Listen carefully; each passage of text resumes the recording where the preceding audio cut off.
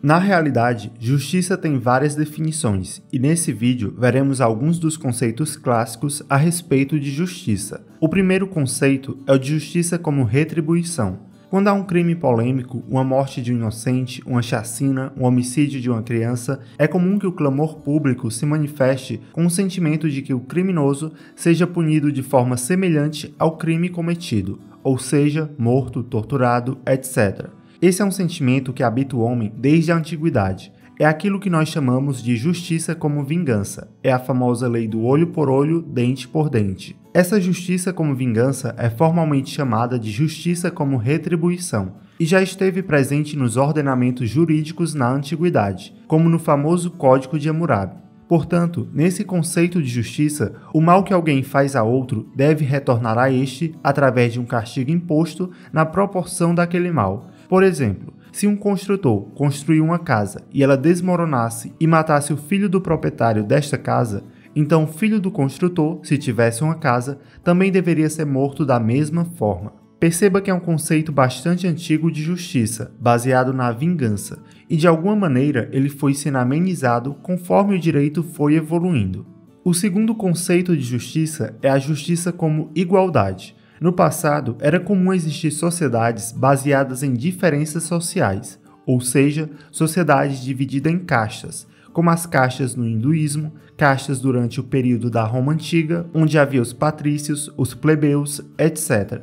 Essa distinção das pessoas na sociedade acabou diminuindo com o desenvolvimento do pensamento filosófico no século V a.C., quando surgem os filósofos pré-socráticos, depois Sócrates, Platão, Aristóteles e outros grandes pensadores. Nesse período, desenvolveu-se a política e a filosofia de que as pessoas deveriam ser tratadas de maneira igualitária. Evidentemente, esse pensamento de igualdade não se aplicava para todas as pessoas, apenas para algumas. Um grande exemplo de política e filosofia de igualdade entre as pessoas ocorre na democracia grega, onde nas cidades-estado havia locais chamados de ágoras, em que os homens se reuniam em locais públicos para tomarem decisões, elaborando políticas que iriam orientar os indivíduos daquela sociedade.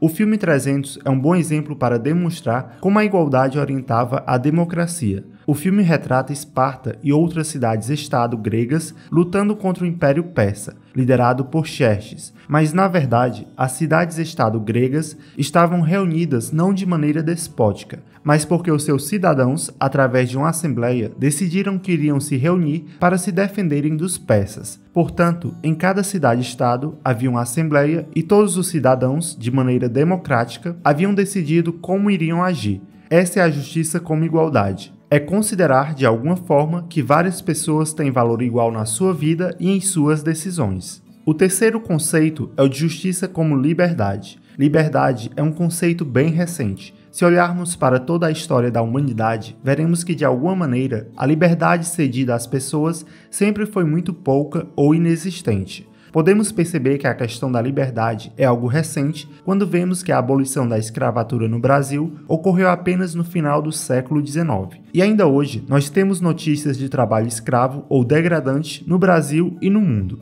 Esse tema de liberdade é extremamente recente e veio a ser colocado principalmente nas constituições do século XIX, através do movimento do constitucionalismo. É importante ressaltar que nem sempre a justiça significando igualdade pode necessariamente estar de acordo com a justiça como liberdade. Embora liberdade e igualdade devessem agir juntas, muitas vezes há uma contradição entre esses dois princípios. O quarto conceito de justiça é chamado de regra de ouro, que diz o seguinte: faça com os outros aquilo que você gostaria que fizessem com você. Essa máxima de Ulpiano foi a grande base para que Kant elaborasse a concepção de que as pessoas deveriam ser tratadas em si e não como instrumentos de algo. Ou seja, as pessoas devem sempre ser tratadas visando o melhor para elas e para toda a sociedade. Isso também diz respeito ao ser humano ser insubstituível. Não há preço ou qualquer outra coisa que possa ser colocada em seu lugar. Nada é equivalente ao ser humano. Uma pergunta importante a se fazer é a seguinte: a justiça, ela é absoluta ou é variável? Ou seja, o conceito de justiça, ele vale para todos os seres humanos e para toda a sociedade, ou ele varia conforme cada sociedade, conforme cada época? Pois bem, A justiça, ela pode variar. O que é justo para mim pode não ser justo para você. O que é justo no Brasil pode não ser justo na Finlândia ou nos Estados Unidos. O que é justo no Brasil do século XXI poderia não ser considerado justo há 30, 40 anos atrás. Mas percebam que o sentimento de justiça, ele é universal. Todas as sociedades vão experimentar deste sentimento que é inato ao ser humano. O que vem a ser a justiça é um sentimento de expectativa de que uma ação seja tomada em relação a um determinado evento, a um determinado fato. Se uma determinada pessoa comete um crime, provavelmente a grande maioria das pessoas vai esperar uma punição.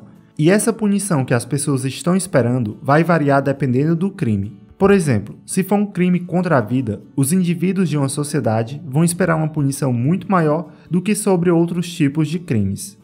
Esse sentimento de justiça é universal porque provavelmente toda a sociedade, grande parte dos seus membros, vai ter este valor, e por isso nós podemos falar que nesse ponto de vista, a justiça é sim um valor absoluto.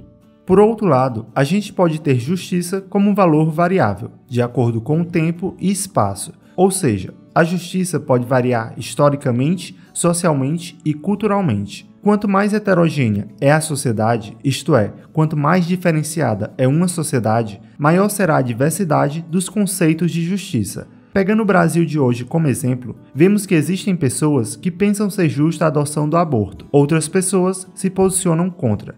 Algumas pessoas pensam ser válida a pena de morte, outras pessoas não acham justo, e assim por diante. Portanto, nesses e em outros assuntos, não há unanimidade porque existem sentimentos variáveis daquilo que é justo, e dessa forma nós temos o conceito de justiça como valor variável.